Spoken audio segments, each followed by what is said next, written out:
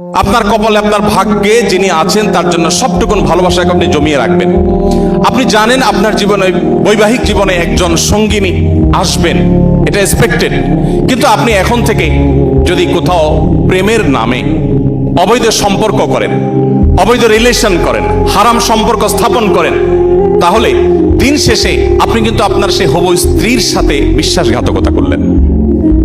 একজন নারী হিসেবে আপনি যদি কোনো ছেলের সাথে অবৈধ সম্পর্ক করেন জাস্ট সময় কাটানোর জন্য, জাস্ট টাইম পাস করার জন্য, তাহলে আপনি আপনার সে হবু স্বামীর সাথে বেঈমানি করলেন, আপনি তার সাথে বিশ্বাসঘাতকতা করলেন।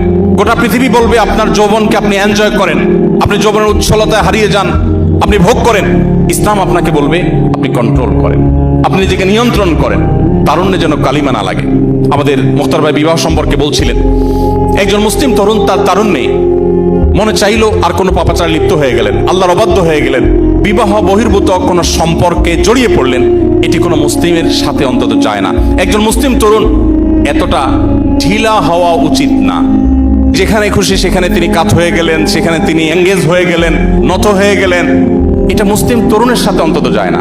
বিশেষ করে কোনো মানুষ বিবাহিত লাইফে থাকলে, তিনি যুগলবন্দি জীবনে থাকলে অন্য কারোর সাথে সম্পর্ক রাখাটাকে গোটা পৃথিবীর সকল সমাজ খারাপ মনে করে।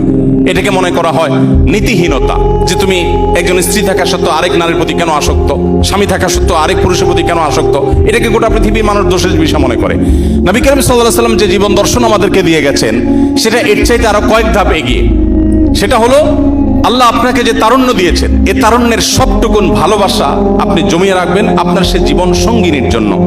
যেই যুবক তার তারুণ্যকে, তার যৌবনের চাহিদাকে কন্ট্রোল করতে পারে না, নিয়ন্ত্রণ করতে পারে না, তার চরিত্রকে হেফাজত করতে পারে না, তার সম্ভ্রমকে সংরক্ষণ করতে পারে না, এই যুবক আব্দুল্লাহ ইবনে ওমরের উত্তরসূরি হতে পারে না, এই যুবক ওমর রাদিয়াল্লাহু তাআলার উত্তরসূরি হতে পারে না, এই যুবক মুহাম্মদ সাল্লাল্লাহু আলাইহি ওয়াসাল্লামের অনুসারী হতে পারে না, এই যুবক কখনো আব্দুল্লাহ ইবনে মাসউদের অনুসারী হতে পারে না, এই যুবক সেই সকল সাহাবীদের অনুসারী হতে পারে না যেই সাহাবীরা মক্কার যাযাবর থেকে অর্ধ পৃথিবীর বাদশাহী করেছেন।